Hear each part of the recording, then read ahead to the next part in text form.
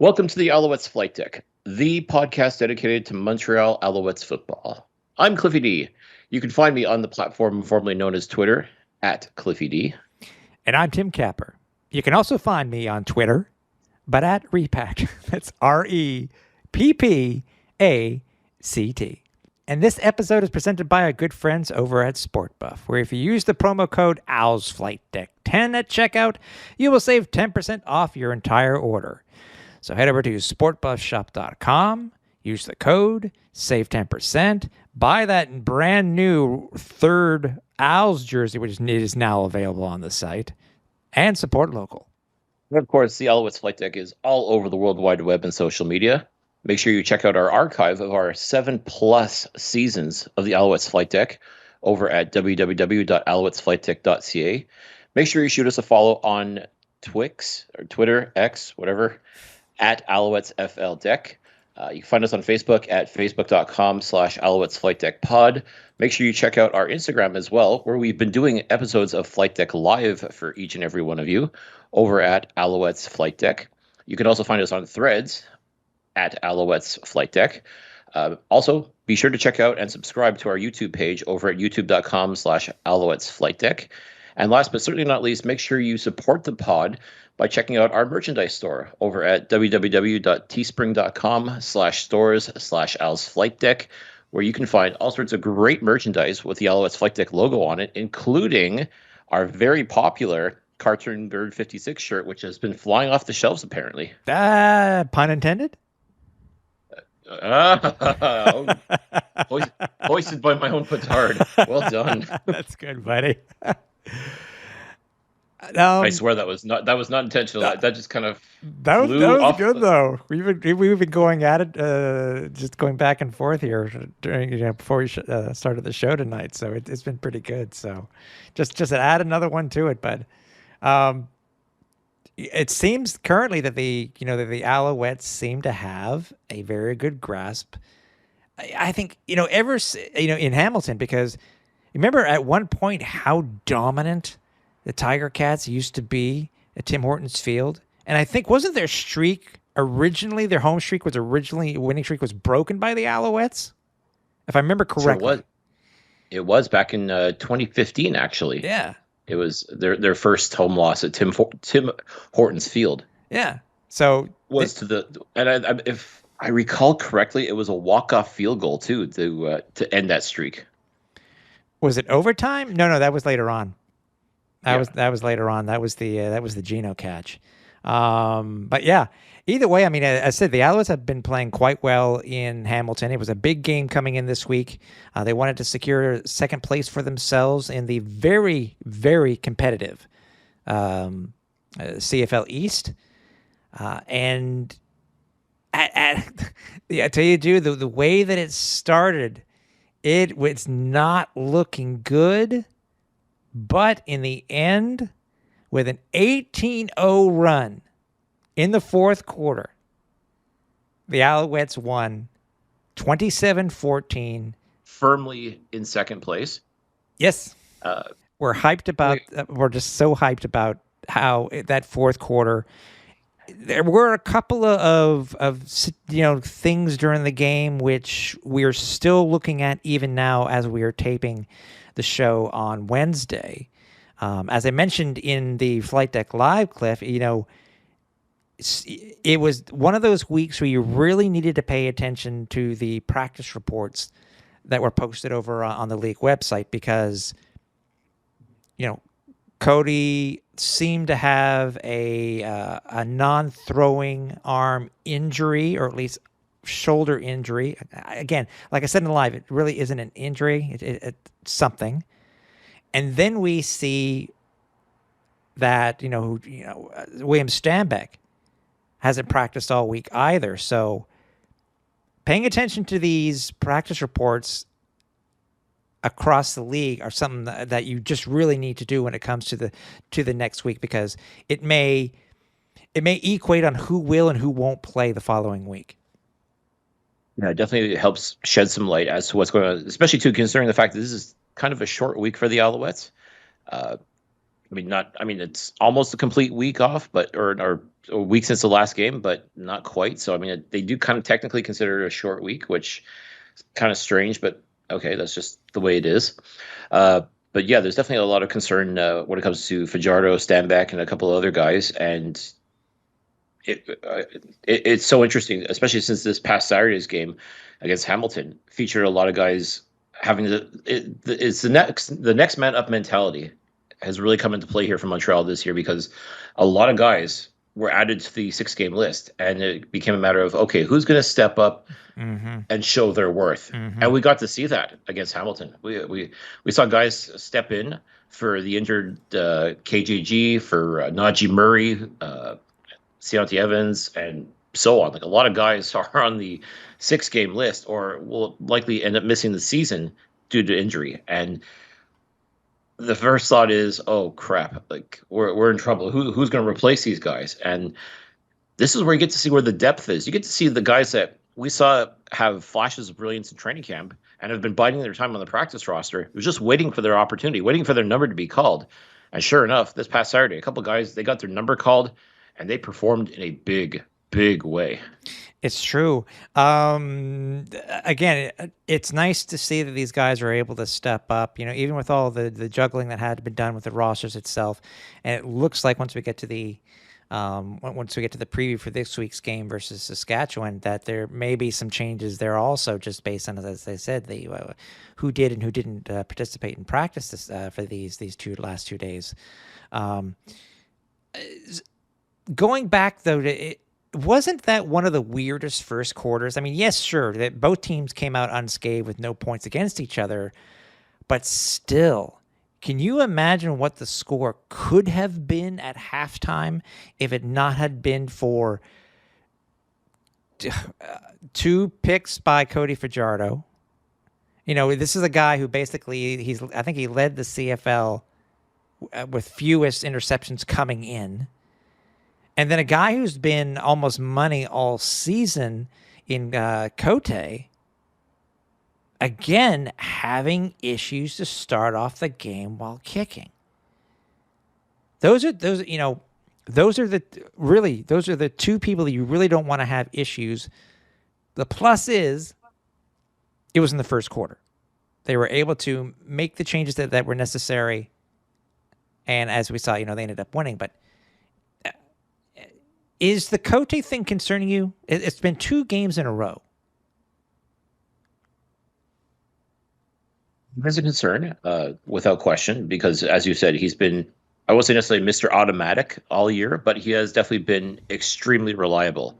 And the past 2 games, like I still remember, like I don't know if he's got the yips or what's going on, but it seems like something is not quite 100% with him. And I'm not sure what exactly it is because he's been so reliable, and like the past 2 games, we saw against Calgary a missed field goal and a missed point after attempt.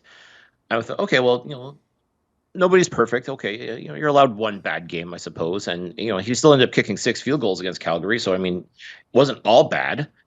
But against Hamilton, like he just looked in that first half looked shaky, like really, like not good. I mean, like the missing a 38-yard field goal was questionable, to say the least. And then a second it was his 3rd field goal attempt because he did end up making 1 to at least get the Alouettes on the board. But that 3rd field goal attempt just before halftime, doinked it.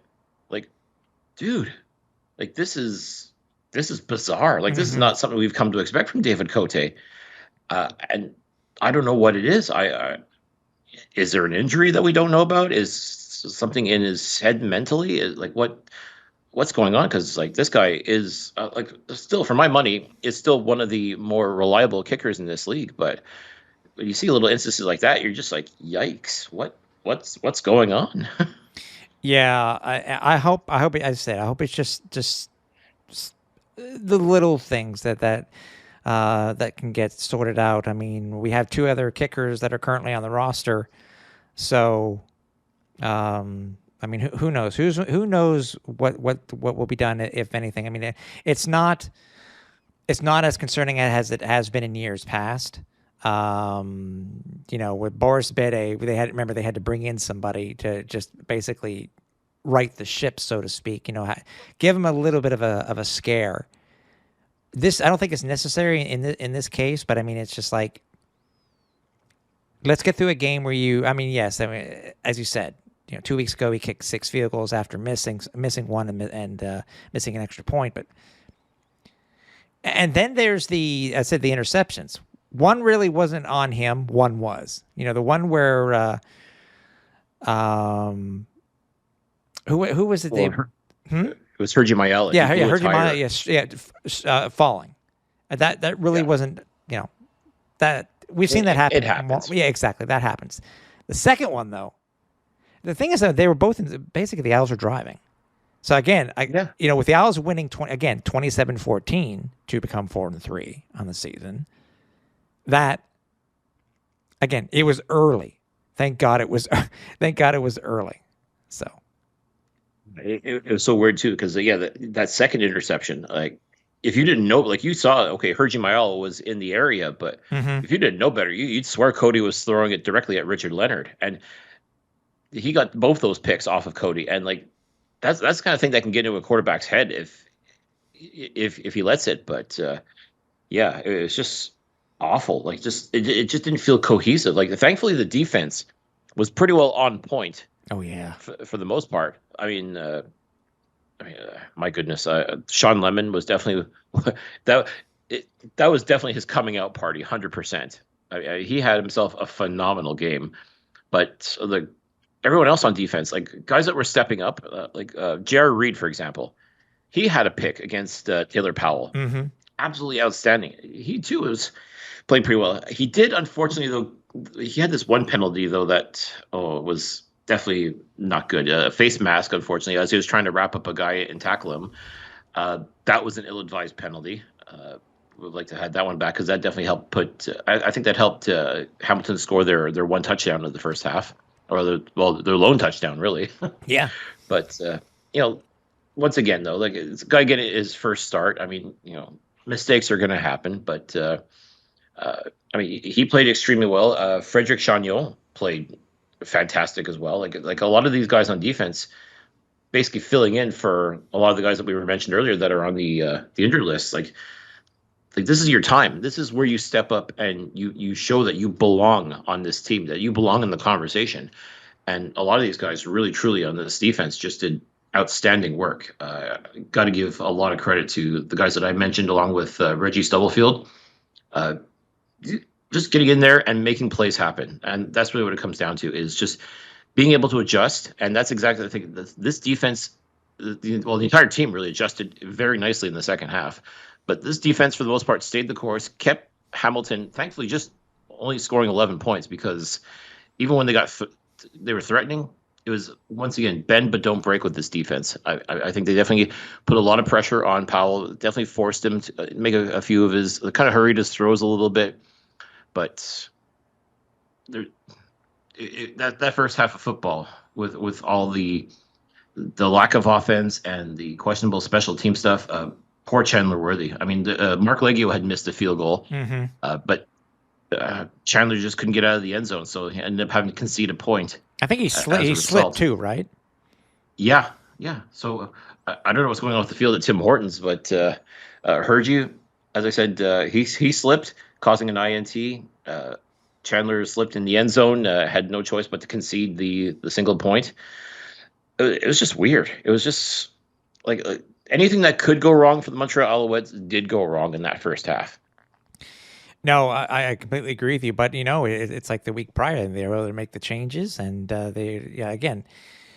what really is the big standout number is 18, and as I mentioned before, outscored. It's been a while since the Alouettes have had a quarter that big. I think it goes back to the Miracle on Mount Royal, if I'm not mistaken. Versus Winnipeg, where they came back to win. So, they did what they needed to do, dude. I mean, and it's looking well. But before we get to talk about the actual stats itself, looking what happened, we finally saw where it occurred, where Cody Fajardo was hurt. I guess I can say that. I mean, obviously, because he ended up holding it. I wasn't sure, dude, if it was a pec. I didn't know if it was an oblique. I didn't know if it was his collarbone. I think if it was his collarbone, he would have come out. But the way he kept on holding it, obviously, it was noticeable by everybody. All Alouettes fans, especially and everybody who was watching the game on television. So, yeah, you saw a lot of discomfort on his face. Yeah. I don't know if. So I'm sure if you ask him, he's not hurt. That's just the kind of warrior mentality that he seems to have. Is like, I'm not hurt. I'm fine. I'm good. But you can see like he was. I won't say wincing necessarily, but you can definitely see that he was not 100%. He was uncomfortable. Definitely, I think that would be the best way to discomfort, uncomfort, however you want to phrase it. Like that's really what it looked like on. And you can see him favoring that non-throwing shoulder as well. Yeah, no, I agree. But he gutted it out, man. I mean, that's the plus too. I mean, it's funny to say, that it was his non-throwing shoulder. That's with that bodes well with him being able, if they're able to do something, it bodes well for him having the highest probability of playing this week. Even though, again, he, today is at practice. He was practicing with the ones, but. Our other two quarterbacks, Caleb Evans and Davis Alexander, were also practicing. So obviously stay tuned to social media for the release of the depth chart to see what Cody's going to be listed as. As of now, as of what we're recording, we're being told that he is a game time decision. So it's very possible we could see him on the chart. And again, a lot could happen in the next 24 hours, folks. But I mean, as it stands right now, the belief is Cody Fajardo is going to play against his former team, the Saskatchewan Roughriders, this Friday. But as we all know, things can change. I mean, he could go through warm-ups, and we could see another Deontay Evans situation where something happens and he's just not. He just can't go. And if that's the case, then that's once again, this is where the next man up mentality comes in. This is where we say, okay, Caleb Evans, Davis Alexander, this is your time to shine. And I have no doubt in my mind that those guys will step up to the plate if needed. But I mean, if Cody can play, and you got to know he wants to play this. Of all the games to play this year, this is a game he's going to want to play. I don't think he's motivated necessarily by revenge at this point. I think he's pretty much in a good spot and in a good place as far as his feelings towards his former team, the Saskatchewan Roughriders. But I still think there's a little part of him that wants to play this game just to give him a little reminder of what they had and where he's at now. So once again, game time decision. We'll see. We'll see what happens. But if Jason Moss is saying, if I'm a betting man, I would say that Cody's going to play. Well, then as far as I'm concerned, expect to see number 7 under center this coming Friday. Yeah. No, I agree with you. The one I think, to me, one of the surprising ones though, is William Stanback. I mean, he's coming off of a great game. I mean, first 100-yard game since 2021. Running with purpose. Yeah, but he's listed currently as questionable. I mean, he had 19 rushes, the 106 yards. It's very possible. Again, this is us speculating that if he is listed as questionable. It is very possible that there's going to be some slight modifications, and Walter Fletcher may be activated for the game. But again, wait till it comes out. This is just all speculation on our part. So, again, that's the thing. Until we see that depth chart, I mean, I think that's going to tell the tale. But yeah, it wouldn't surprise me. And maybe, just maybe, if Stanback's not feeling 100%.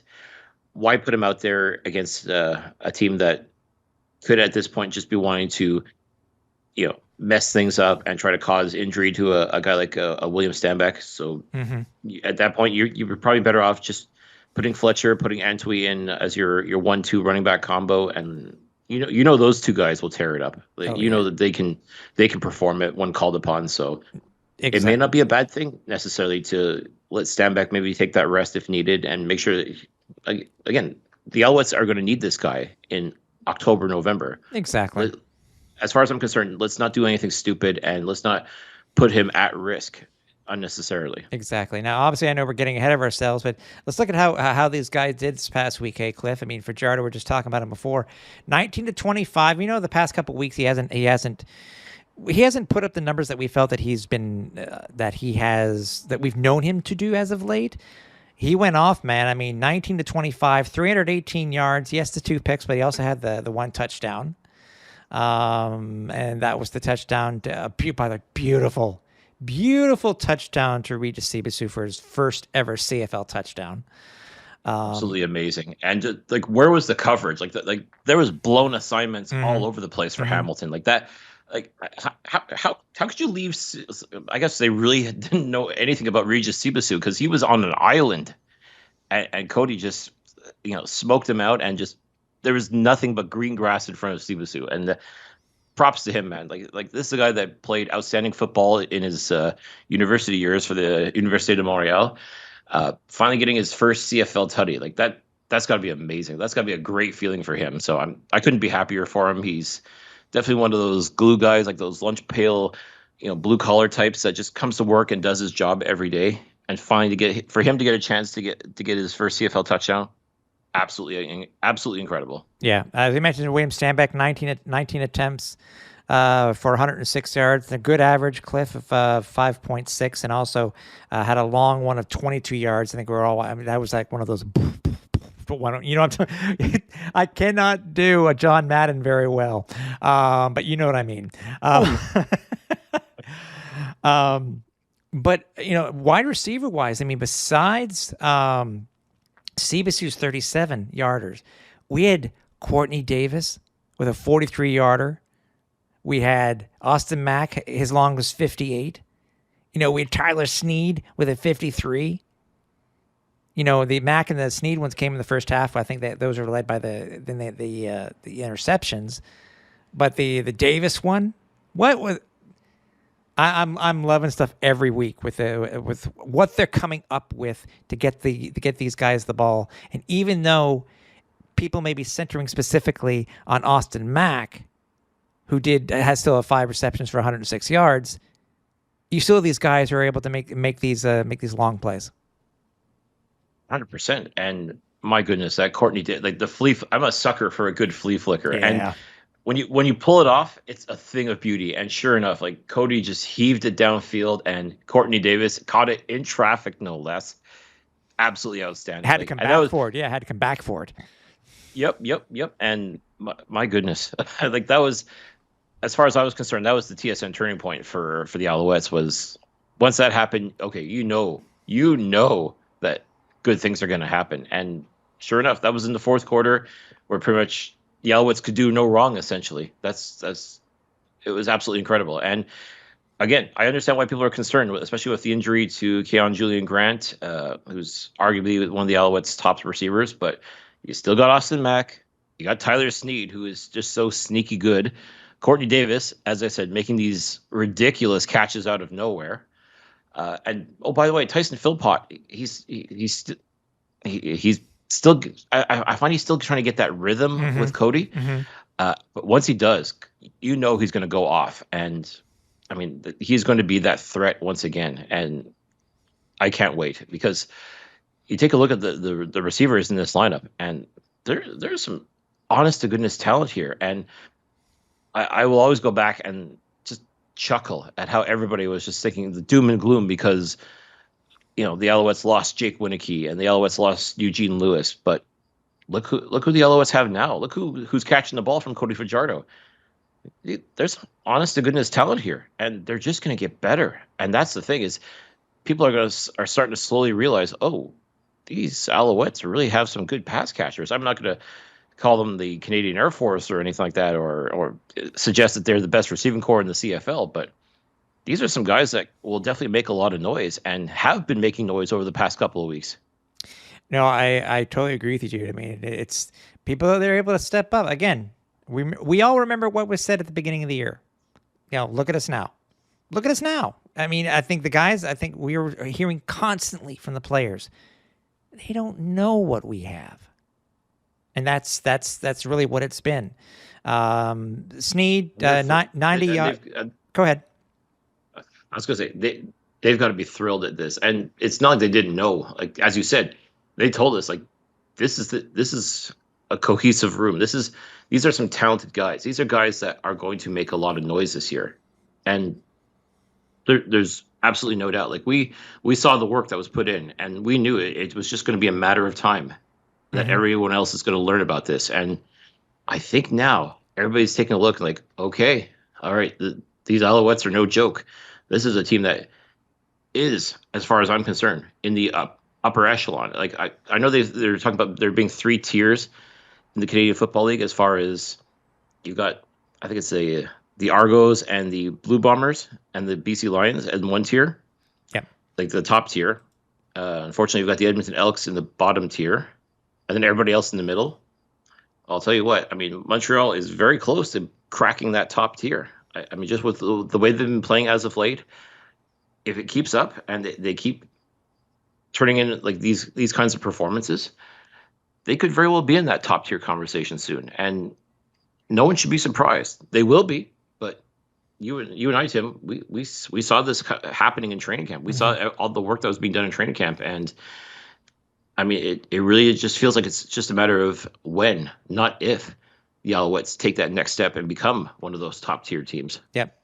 As I mentioned before, Austin Mack, 5 receptions, 106 yards. And by the way, speaking of Austin Mack, real quick here, Cliff, he's leading the CFL with receiving yards per game at 85.9. He's also on a pace for 1,545 yards, which would surpass the CFL record for first-year players that was set way back in 1991 by Matt Clark. So, and I think he leads the league in getting in Tiger Cats' heads, because did you see that absolutely incredible penalty that he drew in the end zone? Mm-hmm. That's the second time, and at Tim Hortons Field, no less, where he's been involved in a play where it was just an absolute breakdown of the Tiger Cats defense, and absolutely incredible. Like this guy is 100% the real deal. Yep. Tyler Sneed, 4 receptions for 90 yards. Courtney Davis, 3 receptions for 55. Regis Sibisu, as you mentioned, 1 reception for 37. Well worth that 1 reception, I can tell you. I'm sure he's going to remember that for a long, long time. Yep. Tyson Philpott, 4 for 26. So he finally got on the board. Antwi had 5 yards.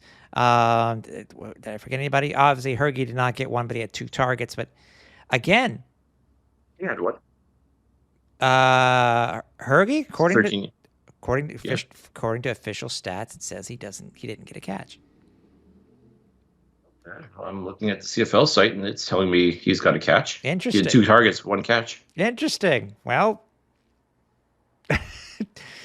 well, but mind you, though, this is the CFL.ca, and right now their reputation is pretty shaky when it comes to stats. So maybe yeah. Take it with a grain of salt. Okay, I know we're doing the pod. Just real quick, how many yards did they say Fajardo had? Hold on. Because obviously, if the stats show 318. Yeah, 318. That's so weird. Math, people. Yeah. It's all about math. Math is hard. Math is hard. Thoughts, though, dude? Thoughts on the offense, but let's talk about the defense too, man. What are your thoughts on this defense? Because again, as you mentioned before, we have so many guys that are currently on the 6 game, big names, but yet again they pull off that scoreless fourth quarter, and they were really Tiger Cats were at their will in that fourth quarter. That fourth quarter, it felt like Montreal could do no wrong, and unfortunately, Hamilton could do no right. I mean, they essentially squandered an 11-point lead, and this defense, though, they make such great adjustments. They put on a ton of pressure. They definitely had to make Taylor Powell work hard to get any sort of yardage. But I mean, it's unbelievable. Just watching Sean Lemon play, I understand why people are so pissed off about how was this guy not on a CFL team already? Hmm. How? But it was obvious. Like he was destined to come to Montreal. He was destined to come and be a part of this defensive line. Jamal Davis, Armando Sewell, Lowell Ugolak, Mustafa Johnson, like these guys, he is bringing these guys up, and everybody is playing at such an intense level because you want to play at an intense level with Sean Lemon.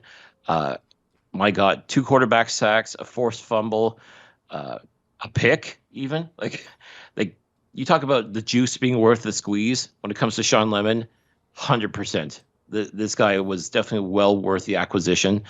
Uh, Outstanding, simply outstanding, and he was actually voted by the Alouettes as the player of the game, and absolutely worth it. Like this was such an outstanding pickup. I'm so thankful we have this guy on our team because he just makes this defense better. And the guys that had to step up for the injured players did outstanding work. I talked about J.R. Reed, Reggie Stubblefield, Frederick Chagnon.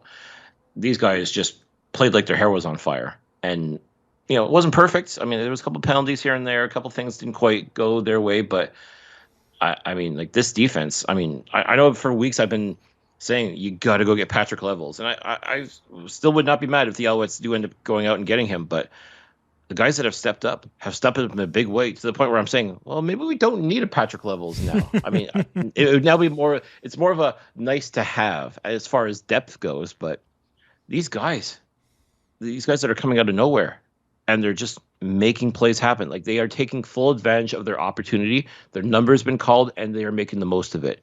And that's all you want as a fan of this team, as a supporter of this team. That's what you want to see. You want to see that the depth moves that your general manager is making are paying off. And I really feel we are. And that's the thing. Like when these guys that are on the injured list come back from their injuries and can add to this as well, that's amazing. I mean, to be able to stay the course and flourish. That's the other thing too, is these guys are coming in and making the most of their opportunity. And we may have ended up at a point. It's like, well, okay, how do you tell these guys to sit down because the veterans are back when they're playing so well? I mean, that's going to be a tough problem to have in the next few weeks as the season progresses. But to see this kind of defensive output, I mean, this is just absolutely fantastic. I mean, this is what you want to see. Like this defense has really been proving a lot of people wrong. And I know Noel Thorpe's got his naysayers. He's got his haters, and I get that. But when you find guys that want to play for their coach, like these guys do, it's a thing of beauty. And you got to give full marks to Coach Thorpe for being able to get the most out of these guys. I know he's got a bit of a reputation of being hard on players, but pressure creates diamonds, and I think that's what it is. Is he knows he's got some guys that have absolute talent. Like the Kabian Entos, the Bryce Notrees, Reggie Stubblefield. Like these guys are young, ready to perform, ready to go, and just needed the opportunity. And that's exactly what Noel Thorpe is giving these guys, especially with the injuries to some of the more established players on this defense. And it really doesn't feel like you don't feel like, oh my God, we're in trouble because we're missing this guy, we're missing that guy. It's like, okay, kid, let's see what you got. And sure enough, holy crap, these guys are making plays left, right, and center. And it does my heart good. It is so good to see that. Just wish the offense would play 4 quarters instead of 2. But I mean, if you're gonna play outstanding football, I guess save it for the 4th quarter, knowing full well you're gonna win. I guess you could do it that way. I mean, it's a little rough on the old ticker, but you know what?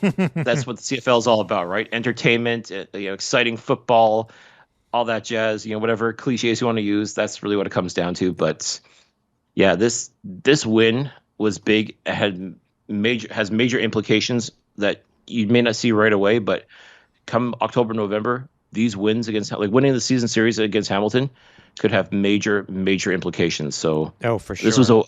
This was a win that the Alouettes absolutely needed to have. And as I mentioned on Flight Deck Live, the Alouettes in 2023 are 2-0 at Tim Hortons Field. Could they go 3-0? There actually is a possibility of that, folks. And I think you know what that means. If they're playing a 3rd game at Tim Hortons Field, that means they're playing football in late November, and they're playing for a certain cup of a certain color, if you know what I mean. Sean Lemon, man, made himself known in the first quarter with a sack and a fumble. Another quarterback sack also. By the way, you were talking about him before, about guys who have stood up and who have really impressed us as of the last couple of games. Who's the one guy that we did not hear at all about this week, did not show up on the stats in any way, shape, or form, but Kabian Ento?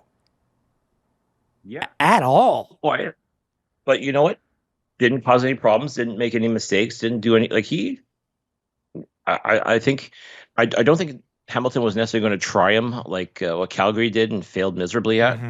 But to me, it just feels like, okay, if we don't hear your name, it's not necessarily a bad thing. Like, he could just be, he's doing his job. And obviously, I don't think he got a whole lot of looks his way as far as Taylor Powell trying to connect with whoever Ento was defending. But, it's just, I guess it was just one of those things where sometimes no news is good news. Like, if we don't hear Ento's name too often, he's just doing his job, which, again, you can't ask for more than that. I mean, yeah, would it be nice if he could get another pick six? Absolutely. If he could make a couple other outstanding plays, sure, that'd be great. But this is where, like, the other guy, like the guys I just mentioned, like, those guys, they're the ones that stepped up and made their names heard. So that's what's incredible about this team is there's a lot of guys that you may not know their names right off the bat, folks, but you wait, you're going to learn, because these guys are proving that they belong on this team. They're proving they belong to be in this conversation, and they're here to play football, folks, and play football at a very high level and at a winning level.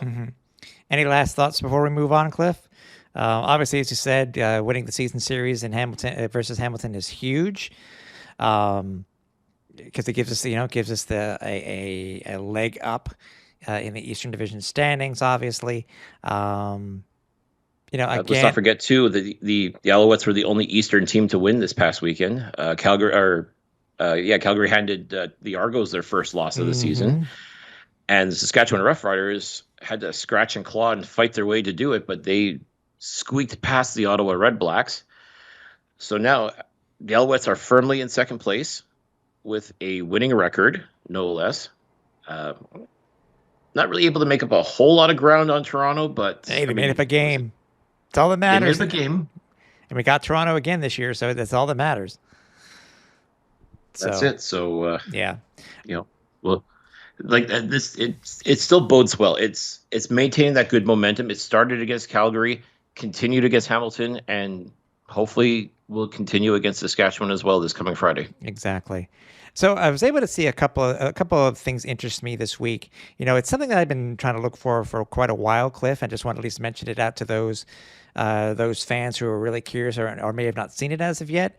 Everybody may have seen my tweet on Twitter specifically about the potential of the New Era contract ending.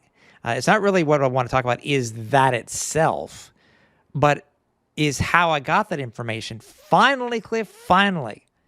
If anybody's really interested in this type of thing, which I know quite a few of you are, the full signed, so it's official, CBA is currently available online. And thanks to the guys over at CFLDB, you heard me right, CFLDB.ca. You can head over there. Great resource for CFL historical info from all teams from across the league. So, but they have it there, and it's available to download. It's. I mean, I know I don't think you're not into the CBA stuff as much as I am, Cliff, but I will admit, the thing does have quite a few interesting nuggets, doesn't it? Well, and to me, it almost sounds like you found a unicorn or a four-leaf clover. As far as we keep hearing about this CBA being signed and ready to go, and that, but no one, for the longest time, nobody could find it. But you stumbled upon it, or at least the fine folks over at CFLDB stumbled upon it and made it available for public consumption, which is absolutely fantastic. Yeah. And yeah, I'm sure like a lot of fans want to know, like you heard a lot about the details like throughout the CBA negotiations last season and even into this season, as far as the whole designated American or naturalized, American, like, how all that affects things, because that was a big part of the CBA, being included in the CBA last year. Yep. And I'm sure a lot of folks have questions about it. So, it's one thing to hear things from like the usual talking heads, and they'll go over certain points and try to explain them as best they can. But sometimes you're better. I hate to say it like this, but do your own research. So find the now you can find the CBA in its entirety on the CFLDB website, and they're great. Check it out. Yeah, they're a great treasure trove. I've used them before for some historical and research and stuff like that for the Alouette stuff that I have. What a hell of a resource. And what was the thing you were telling me, Cliff, before? I know we were talking about salaries and stuff like that. What was that one point that you mentioned to me about when it came to the salary cap floor versus the top of the salary cap levels? What was that you were telling me? Yeah, just teams have to spend a certain amount to hit the floor, so to speak. I mean, that's pretty much normal in a collective bargaining agreement where there's a salary cap involved. I believe the CFL salary cap per team is 5.1 million, and I believe you had actually found this, that the teams have to spend up to, I think it's 480 or 4.85 million. If I'm not mistaken. 4.5 million. I think it was 600,000. I think the floor is 600,000 less than what the salary cap is. Right. But there's still a ton of breakdown. I mean, it's a treasure trove of information for those of you who like that type of stuff. So it's, again, I'm glad I found it. And again, shout out to CFLDB. The guys are, a ton of stuff that you currently can't find on the CFL website, which is disappointing to say the least, because at least thank goodness these guys at least have stuff archived as much as they can. But I mean, like this really is like unfortunately the story of the year when it comes to like just the glaring lack of stats and don't get me started. Glaring lack of. I'll get you started. I'll get you started. The lack of transactions. Oh God, that's 3 weeks out of date. Yeah. I mean, it's almost like the CFL is just truly thumbing their nose at the fans or anybody who wants to learn any sort of data. It's like, F you, but hey, watch these games because they're exciting and fun, like no lead is safe, blah, blah, blah. Like it's bread and circuses, really, to hide from the fact that, yeah, they don't have any proper stats, and, getting information is like pulling teeth and so on and so forth. But hey, look at these guys throwing touchdowns. Woohoo! It reminds me of that Simpsons episode with Mark McGuire. It's like, do you want to know the awful truth? Or do you want to see me hit a few dingers? Yes. Of course, everybody wants dingers. That was great. Dingers! Yes. I think it was a couple of weeks ago that I actually posted something also on social media, same thing on Twitter. I don't know if anybody else had noticed it. I don't think you had, Cliff, until I pointed it out to you, and correct me if I'm wrong. But, a couple of weeks ago in one of the post-game interviews, specifically where it was noticed, was that Coach Moss was wearing an unknown logo patch on his team-issued cap. And then this past week, not only was there one on the cap, but there was also one on his hoodie.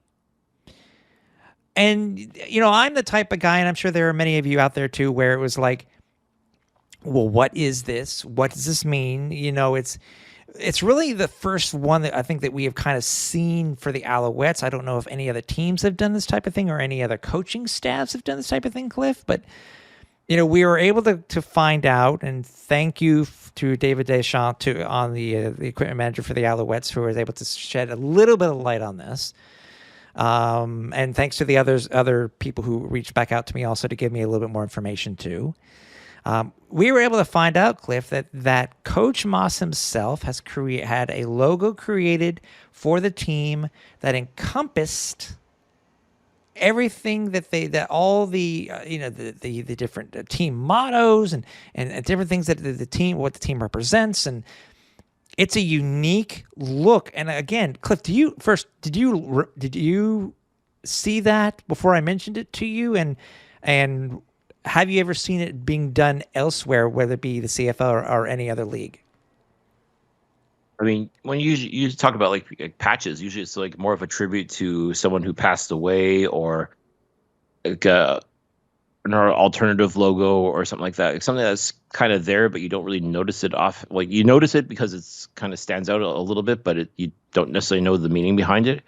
Uh, I mean, to my knowledge, I don't think I've ever seen anything similar to this anywhere else in the Canadian Football League. I'm sure there might have been, and just maybe just didn't get quite the publicity that we're currently giving this particular logo. It's fair. I mean, it was definitely interesting because yeah, you couldn't help like you would even notice it like the last time we saw Coach Moss after I think it was after the Calgary game. You noticed there was a logo on his hat. You're like, what's that about? And then you just kept digging and trying to find out more details on it. So yeah, props to David Deschamps for, as you said, shedding some light on it, letting us see this logo. And folks, we'll tweet it out on our Twitter account. I'll say Twitter, X, whatever account. It's really interesting because it's in the shape of an airplane, kind of like the Alouettes, the 425 Squadron, and also 425 is featured on this logo, as well as all the dates of the Alouettes 7 Grey Cup victories. And then there's GR8, which I guess great. And of course, the Alouettes are aiming for their 8th Grey Cup championship. So there's probably a bit of a hidden meaning there. You also see a clock with 3 minutes on it, which, of course, the last 3 minutes of a football game are the most important and arguably the most exciting of any CFL game. There's also ATE, which I can only assume stands for a team effort. So, I mean, there's lots of little hidden like meanings and Easter eggs, if you will, to this. And all the Grey Cups are listed there that we've won, and there is it looks to be a keyhole in the center. So what we're hoping to do, and yes, we'll send it out on our socials or on mine, and then we'll retweet it or whatnot. But we're going to try to speak with Coach Moss to see if we. And there's this one specifically that you and I have no clue what it is at all. Yeah. But we're going to try to get Coach Moss to shed a little bit of light on this, to get a little bit of explanation. We're hoping it'll be in some sort of audio or video form if we can. If not, we'll do one of those nice graphics.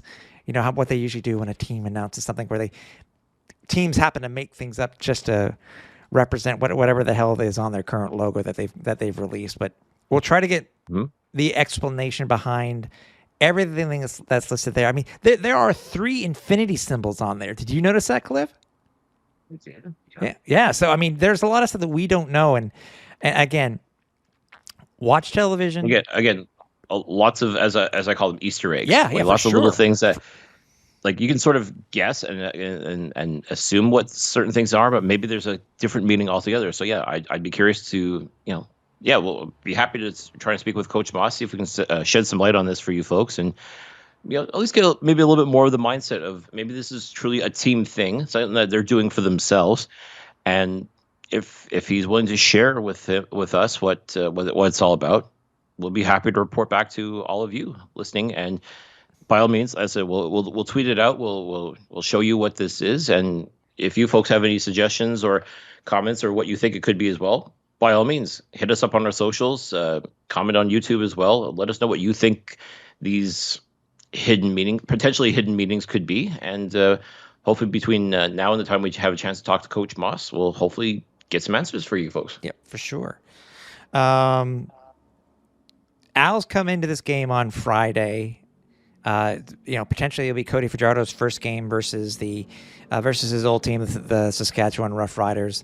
Al's come in currently, as per DraftKings, as a 5-point favorite with an over/under of 44.5 points.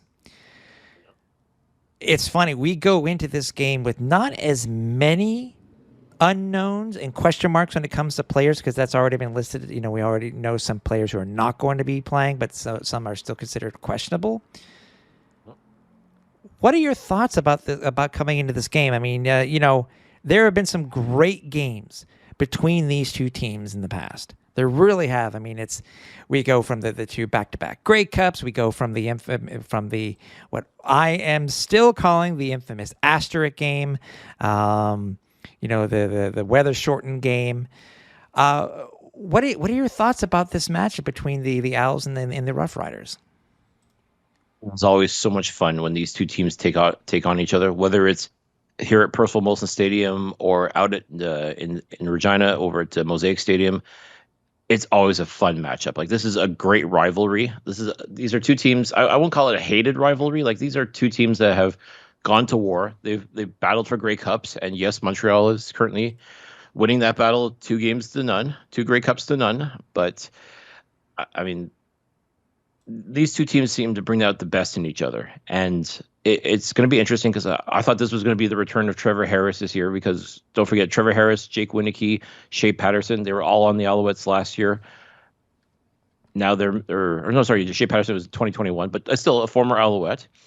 Now these guys are wearing the green. Jake Winicki. I said Jake Winicki. Yep.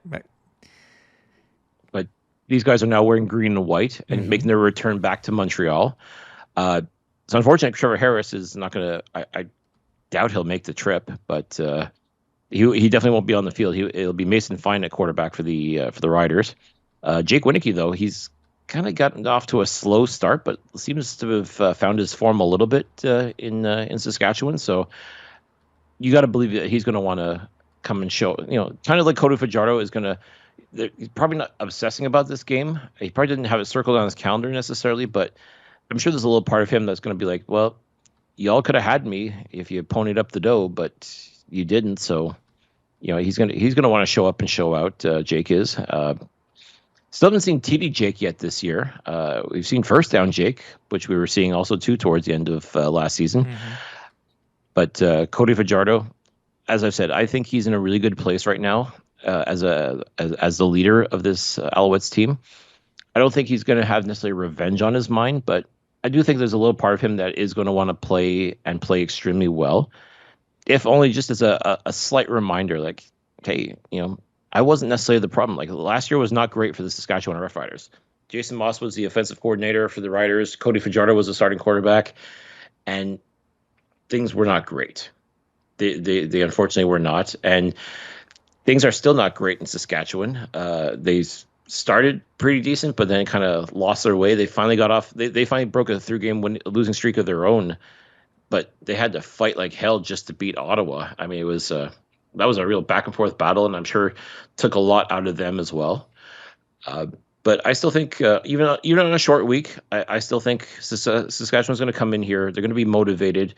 They're going to want to try and test themselves against this Alouettes defense, and I won't say this is necessarily a must-win game for Saskatchewan, but a win they feel they're going to have, and if only to show that we did the right thing by moving on from Cody Fajardo and letting Jason Moss walk. Like that, to me, I think that's going to be a motivating factor for both sides. Like you'll never hear them say like they want to. One side's going to want to beat the other one badly, but I think they're going to be excited to play this game. I think they're going to be really excited to show, like both teams for the most part have moved on from their former scenarios, but I still think it's going to be an interesting, fun game to watch. I know everybody seems to be favoring Montreal, and that kind of worries me because I like it better when teams are sleeping on the Alouettes as opposed to favoring them. So I hope that doesn't come back to bite Montreal in the ass later on, but the way Montreal's playing, I mean, I definitely think they'll definitely give a good fight to the Riders. I think it's going to be a very interesting matchup to watch. To me, I just want to see this defense keep doing what they're doing because they've been making life miserable for opposing teams. I'd like to see that continue, if only to prove that this truly is one of the premier defensive units in the Canadian Football League. Cody, I want to see him, if he plays, I want to see him go off. I want to see him have a great game. If he doesn't, then that's just going to be the opportunity that Caleb Evans or Davis Alexander need to show what they can do for this team. We saw what they did in preseason. We know that these guys can play football.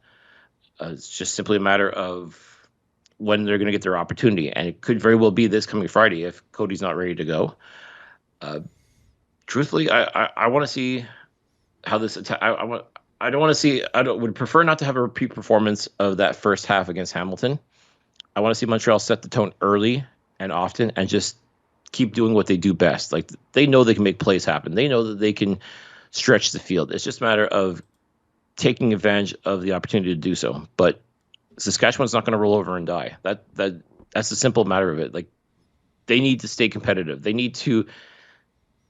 They're in that middle tier that I talked about earlier. Yeah. And they want to prove that they can stay in that tier and not go down and be with the Edmontons and, well, to a lesser extent, the Calgarys of this league. They want to prove that they can be, in that middle tier, in a safe place in that middle tier. So I always say the games when Saskatchewan comes to Montreal, these games are always fun. They're always interesting, never boring.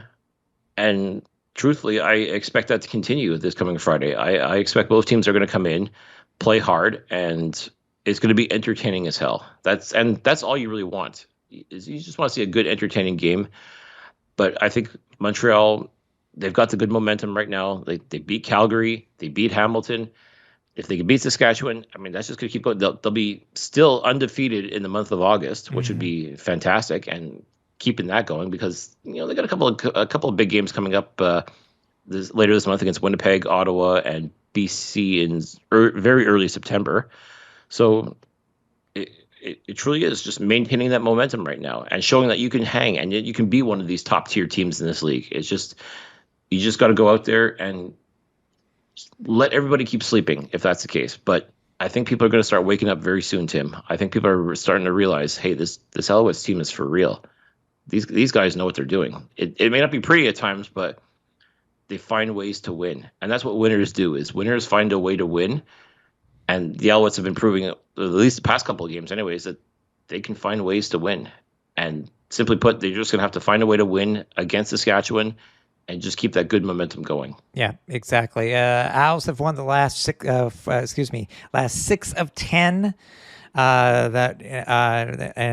Those 4 wins, obviously, by Saskatchewan has a little asterisk by it. No, I can't get over it, Cliff. Or should you? But then again, if you ever want to really trigger a Riders fan, all you have to say is 2009, 13th man. Mm-hmm. I know. And I think they have probably a much worse reaction than if I say asterisk game to you. I mean, yeah, you get a little, and I don't blame you. I too get like, I can't believe how that happened. But I think that's what makes this such a great rivalry. Is there are games where you're like, that was amazing, and then there's times where you're looking at like, that was not amazing, and one of those. You take the good with the bad, I suppose. But I mean, that's just what makes this such a fun rivalry to watch. Yeah, it's fun to have some of those, to have those come on, man games. But I mean, it's, as you said, take the good, take the bad, facts of life. Facts of life. Any last thing before we go, buddy? I mean, it's if you haven't heard already, if you're listening to this now, we are going to be announcing the winner of the SportBuff Flight Crew seats. It was done a little bit later this week than we expected, but as we are talking, the contest is about to end. But do stay tuned for the next home game where we will be giving away, again, a pair of tickets to see the Alouettes play at home. So stay tuned for all of our socials to see that information. Don't forget, it's if that interests you, it's country night at Percival Molson on Friday. Yeah. So, I mean, it's so funny. I don't consider Montreal a country place at all, even though we've got this Lasso Festival that happens that features a whole bunch of country stars. But did you just put stars in quotation marks? Just by the way you said it, it was like it was like you were giving the air quotes. Because I looked at again, great example would be this Lasso Festival, which, okay, no doubt there are people here in Montreal that enjoy country music. And if you do, more power to you. It's not my thing, really, other than Country Roads by John Denver, which, by the way, we have not heard in a while. Percival Wilson, DJ Wordy Word, and whoever else that's in charge of music there. Dude, for me to have to send you a tweet to say that I heard it on Sirius XM before the game. It was a sign. It was a sign. So yes, 100%. I agree with you. Come on, Owls. It is. It's not as much as we haven't. They don't play U2 anymore. That used to be a staple. You know, but country roads now. Fourth quarter, 5 minutes left, whatever. Come on, it's all During about victory formation, it's all about you guys. it's the camaraderie. It's the camaraderie about having everybody in the stands at Percival Molson sing the song. That's what Again, it's about. The home opener. Oh, As the Alouettes were going into victory formation, and they yes. cut it off at the music off at the right time. That was a moment in time, and you could have that moment anytime you want, really, as long as the Alouettes are about to kneel down and get the W. You could be doing that. Like that should be automatic. And if during country night of all frickin' nights you don't play country roads, we riot. I'll say it. We will not be impressed. I can tell you that right now, and we will call your ass out because if there is no other game that you're going to play Country Roads by John Denver, it has to be during quote unquote country night at Percival Molson Stadium.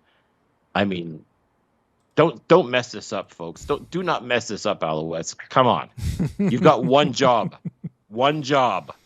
Well, no, actually, you got two jobs: win the game against Saskatchewan, and then play Country Roads. Yeah. In that order. Exactly. By the way, another thing too, I got to give I know you're saying it's country night. And we don't mention it often though, but the 50-50 this week, which you can either do in stadium or online,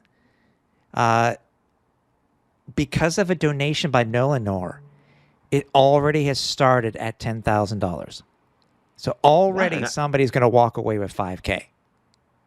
Yep, and also too, the last game, if I'm not mistaken, got up to 26,000. So I mean, yeah, I know people in Alberta are laughing their asses off because those can get up to like 300-400K very easily, whereas Touchdown Atlantic, Grey Cup, World Juniors, Blue Jays, but still, if it gets over 10K, I'm happy.